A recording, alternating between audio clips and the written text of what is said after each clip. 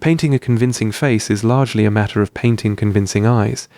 Everything else on a face can be slightly off, and the portrait still reads as human.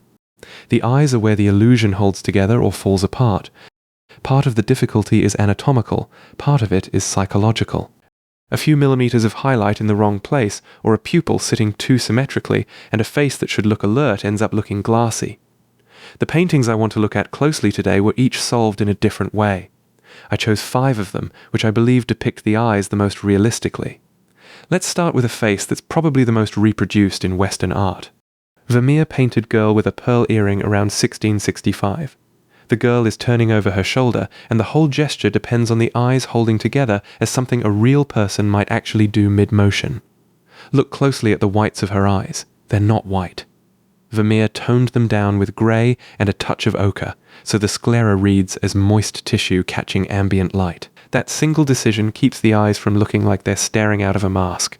The 2 catchlights, tiny dabs of lead white, sit at slightly different heights in each eye, matching the angle of her head and the light coming from over her shoulder. Because the highlights aren't identical, the 2 eyes don't look like copies of each other, which is closer to how a real face behaves under real light.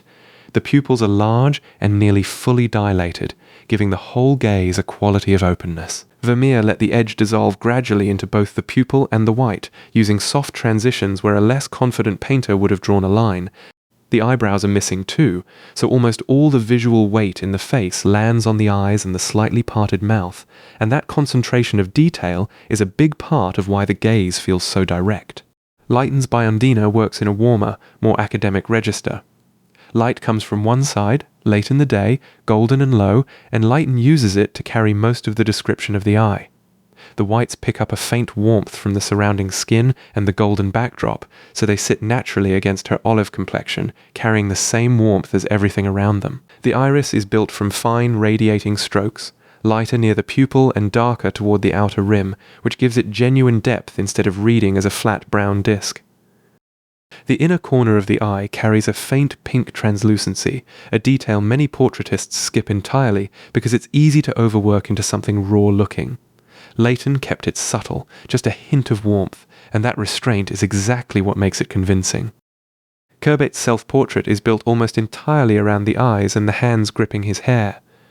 The whites of his eyes are visible not just beside the iris but above it too, which is exactly what happens anatomically when the eyelids pull back under fear or shock.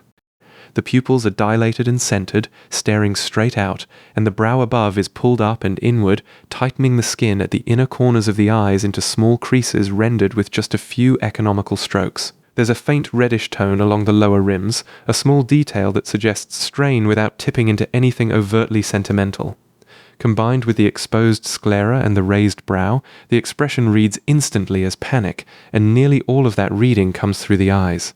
The mouth stays barely open the entire time and does almost none of the work. Rembrandt's 1659 self-portrait shows the artist at a low point in his life, and the paint handling itself changes to match his aging face, especially around the eyes.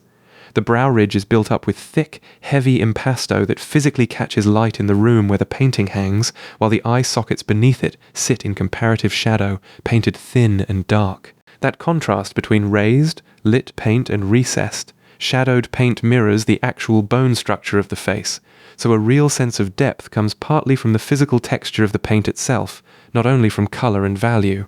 Within that shadow, the eyes are small and dark, almost lost, but Rembrandt placed a single precise fleck of light in each pupil, just enough to anchor the gaze and keep the face from reading as blank. The gaze is steady, turned slightly toward the viewer without any of the theatrical intensity of Courbet's self-portrait. It has the settled, unguarded quality of someone who has stopped posing for the mirror and is simply observing what's there. Caravaggio's Medusa, painted on a ceremonial shield around 1597, captures the instant of death, and the eyes carry almost the entire emotional charge of the image. Both eyes are opened far wider than is physically comfortable. The pupils sit slightly off-center within the wide-open lids, giving the impression that her focus hasn't settled on anything. Caravaggio used his signature single, hard light source to throw a sharp highlight onto the curved surface of each eye, and because the rest of the head is caught in that same close-range lighting, those highlights read as genuinely wet, almost uncomfortably so. The skin around the eyes is tense, pulled taut at the brow, every muscle in the socket working toward the same expression of alarm. It's the most violent of these 7 paintings, and the wound plays surprisingly little part in that. The eyes carry almost all of it. It was extremely hard to choose only 5 paintings for this video, and I think it is impossible to choose them objectively, so I decided to pick the paintings which I believed depicted eyes most realistically. I understand that some of you will not agree with me and have different lists, and that's totally fine. It's supposed to be that way. I would love to hear your thoughts in the comments. Thanks for watching. I hope you enjoyed the video.